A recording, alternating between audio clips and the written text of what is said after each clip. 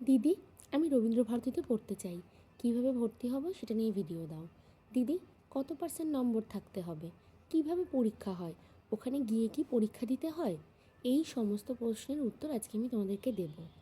তোমাদের প্রথম প্রশ্ন, কিভাবে ভর্তি হব?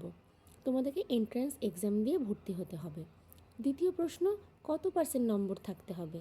তোমাদের মিনিমাম 60% নাম্বার থাকতে হবে, তারপরেই তুমি অ্যাপ্লাই করতে পারবে। দিদি, কিভাবে পরীক্ষা হয়? এই প্রশ্নের উত্তরে আমি বলবো যে তোমাদের দুটো স্টেপে পরীক্ষা হবে। ফার্স্টেরটা প্র্যাকটিক্যাল এবং সেকেন্ডটা থিওরি এক্সাম। এই দুটোতে পাশ করলে তবেই তুমি অ্যাডমিশন নিতে পারবে। দিদি, ওখানে গিয়ে কি পরীক্ষা দিতে হয়? হ্যাঁ, রবীন্দ্রভারতীর ক্যাম্পাসে এসেই পরীক্ষাটা দিতে হয়। এটা তো শুধুমাত্র আমি ফাইন আর্টস এবং ভিজুয়াল আর্টস ডিপার্টমেন্টের ক্ষেত্রে অ্যাডমিশনের ব্যাপারটা বললাম।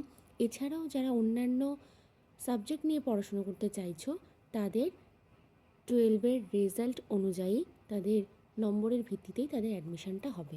এছাড়াও পরীক্ষার সমস্ত রকম ডিটেলস এবং এক্সামের সিলেবাস তোমরা আর কিছুদিনের মধ্যেই রবীন্দ্রভারতীর ওয়েবসাইটে পেয়ে যাবে।